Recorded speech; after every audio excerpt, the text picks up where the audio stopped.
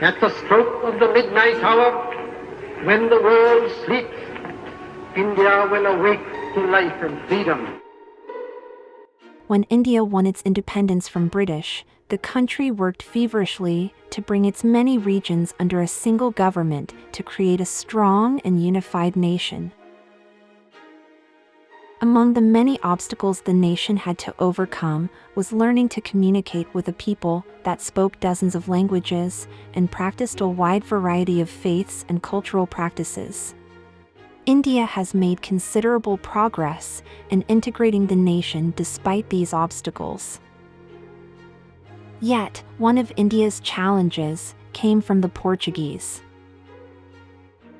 Before India's independence in 1947, Goa was a Portuguese province and was ruled by the Portuguese for over 400 years. Goa remained under Portuguese authority after India's independence, causing conflict between the two countries. The Portuguese authorities were unwilling to relinquish control of Goa and rejected India's efforts to incorporate the province. Nonetheless, the area was legally incorporated into India as the Union Territory of Goa, Daman, and Diu. As expected, several nations were dissatisfied with the result. The majority of Western countries criticized India's actions. The failure of the Security Council to call for a ceasefire tonight in these simple circumstances is a failure of the United Nations. The United Nations Security Council passed a resolution that condemned India's annexation of Goa and demanded that India remove its soldiers from the province. Many countries, notably the United States, the United Kingdom, and Portugal, sponsored the resolution, which was endorsed by a number of other nations. However, the Soviet Union, one of the 5 permanent members with veto power on the Security Council, vetoed the resolution. Many reasons likely impacted the Soviet Union's decision to veto the resolution, including Cold War politics, the Cuban Missile Crisis, and the Soviet Union's strong support of anti-colonial movements in Africa, Asia, and South America. There are a number of factors that contributed to Western nations taking no more action in response to India's activities. Since it was drawing its forces out of Asia and Africa, the United Kingdom had little military resources available. As Britain had just given India its freedom, it could not afford to launch a military campaign against its former colony. India's largest military supplier was the United Kingdom.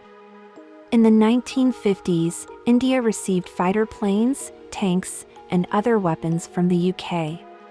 A hard position against India on the Goa issue would have risked damaging ties and even losing the country's military market, which it needed to maintain economic stability.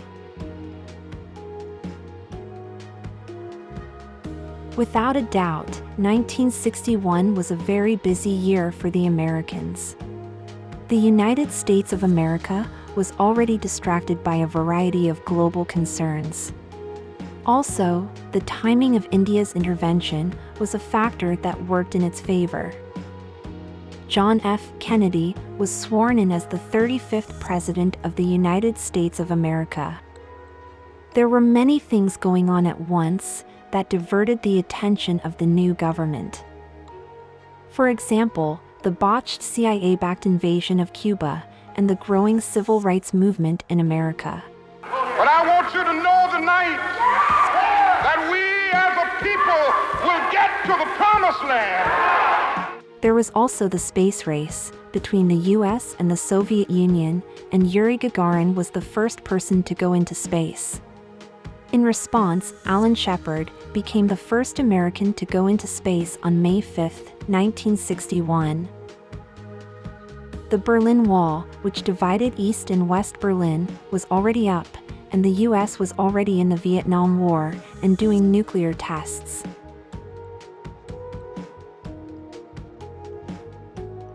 Portugal joined NATO on April 4, 1949, as one of the organization's initial founding members. Portugal requested that NATO members assist and act against India. They made a ludicrous argument, claiming that Goa was a province of Portugal, not a colony. Several NATO nations saw the absurdity of the Portuguese stance, which claimed that Goa was an integral part of Portugal. Curiously, Portugal never raised the Goa issue with NATO in order to initiate official discussions. The reason that Portugal did not use Article 5 of the NATO treaty is due to the fact that it was unable to do so. Article 5 of the NATO treaty is only applicable to the area that is established in Article 6 of the treaty.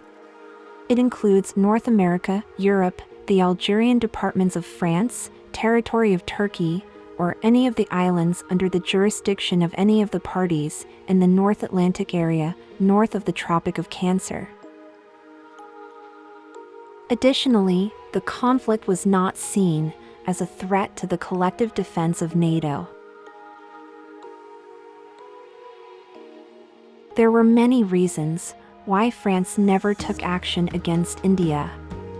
France was coping with the fallout from the Algerian War, also known as the Algerian War of Independence, which lasted from 1954 to 1962.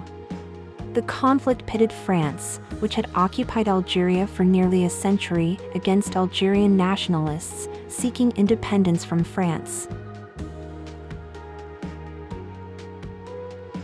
In 1956, France, together with the United Kingdom and Israel, launched an assault on Egypt in reaction to President Nasser's nationalization of the Suez Canal. This deteriorated ties with the United States. The United States criticized the attack, and France saw this as evidence that its interests were not totally aligned with those of the United States. In 1958, when de Gaulle was elected president of France, he was dubious of the US-dominated NATO alliance. He argued that France's military strategy should be more independent and autonomous.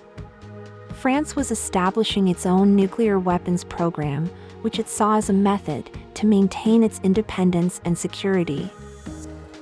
Yet, the United States' unwillingness to share nuclear technology with France exacerbated relations between the two nations.